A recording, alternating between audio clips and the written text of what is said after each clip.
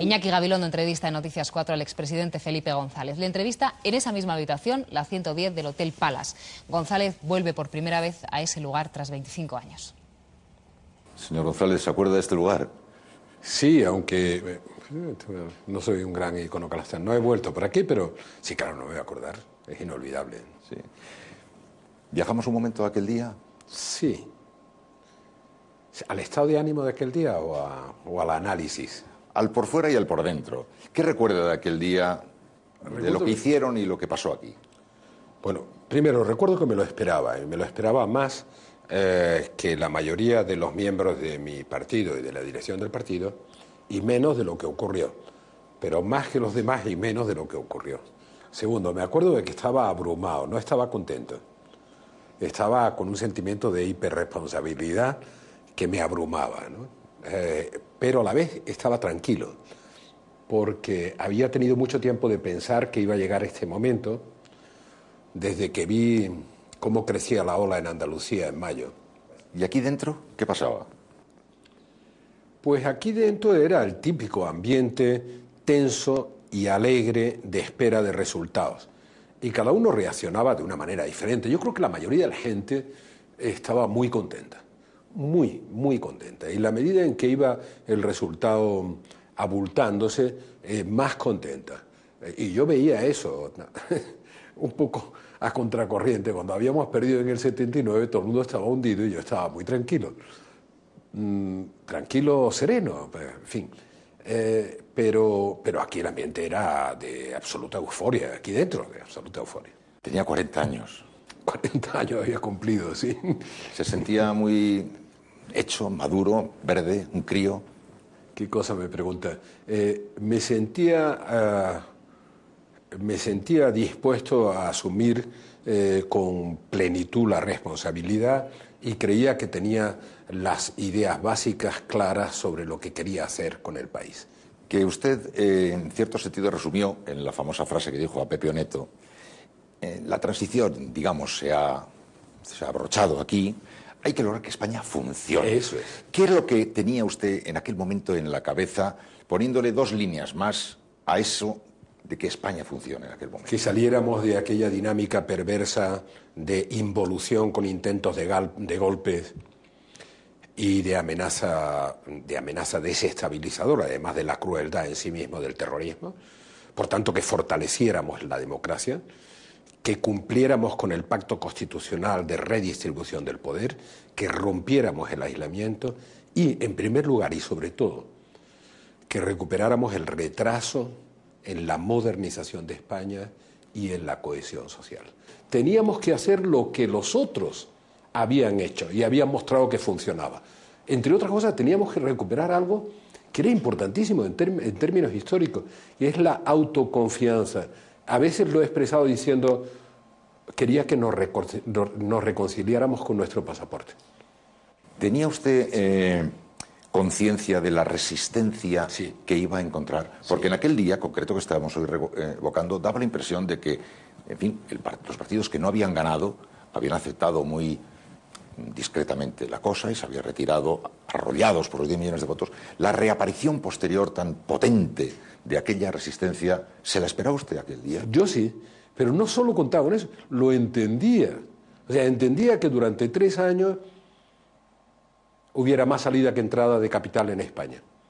Pues ¿por qué iban a confiar en unos muchachos relativamente jóvenes, aunque en 40 años ya no se es joven, que se hacen cargo del timón del país con 202 diputados?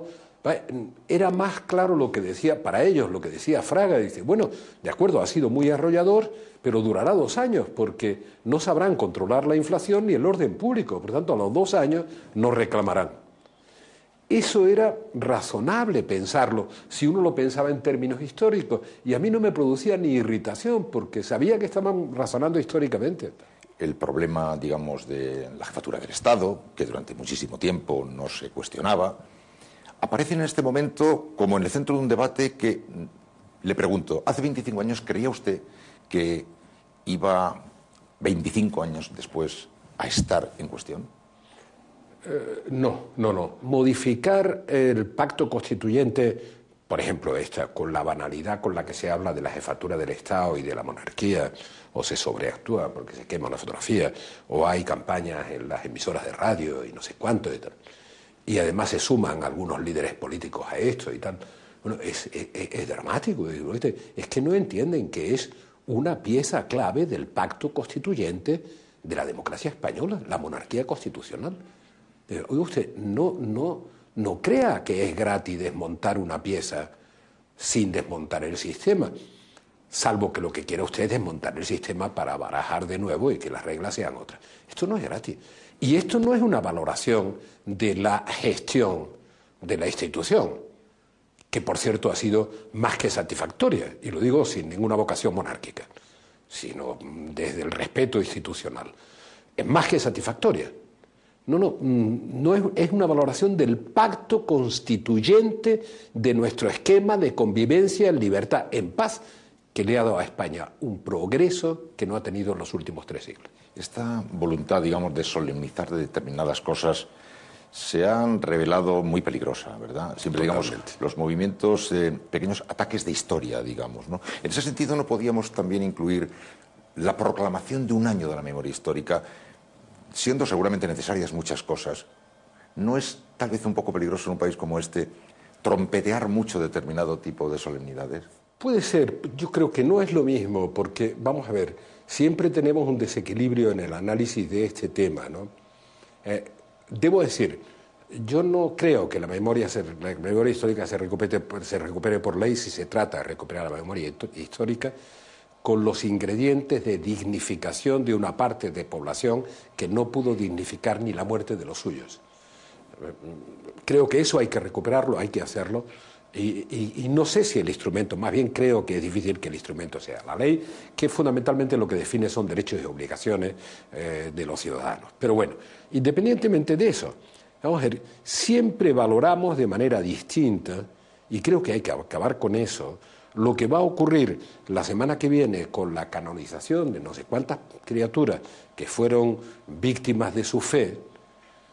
Eso parece normal y natural, y yo lo viví durante todo mi periodo de gobierno. Cada mes o cada 2 meses, pues había un proceso de esa naturaleza. Nunca puse en el grito en el cielo diciendo que estaban removiendo no sé cuántas cosas.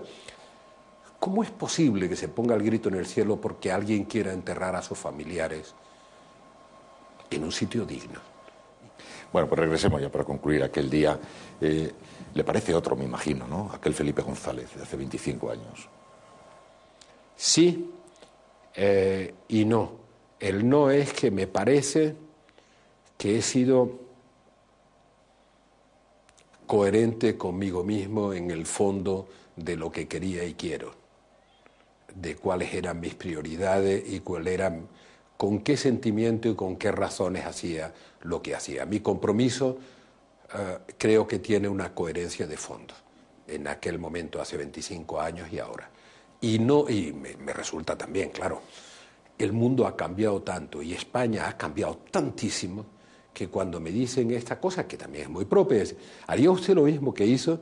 Digo, en aquel contexto histórico, que estoy casi seguro de que sí, pero si me lo pregunta en este contexto histórico, le tengo que responder que no, que haría cosas que son diferentes y probablemente más complicadas, no más difíciles, más complicadas. La imagen de la posteridad. Sé que España es un país, digamos, de repesca, ¿no?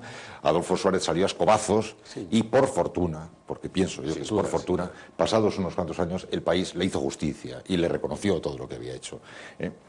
Pienso que probablemente al señor González le falte todavía algún tiempo para que se despejen algunos de los elementos que algunos partidos de la oposición le han dejado pegado, marcándole bastante para su nombre en la historia, ¿no? Sí, pero tienes razón, pero solo en parte, ¿no? La verdad es que creo que en contra de lo que se piensa, yo creo que el país me ha tratado bien, ¿no? O sea, que la ciudadanía, no digo los epifenómenos, y sobre todo, ya que me recuerdas, Adolfo, debo decirte que sigo pensando como comprendí cuando era adolescente y no comprendía cuando era niño, a la vieja del pueblo de mi madre, de la provincia de Huelva, que cuando oía sonar las campanas a duelo en el pueblo, paseaba por el pasillo de la casa diciendo: Dios nos libre del día de las alabanzas, Dios nos libre del día de las alabanzas. Entonces, Dios me libre del día de las alabanzas. cuando todo el mundo esté de acuerdo en que era bueno, ¡uf! Eso ha sido muy sevillano, ¿eh? ¿Qué quieres que te diga si es que es verdad? Señor González, señor presidente, muchísimas gracias. Gracias, muchas gracias, Iñaki.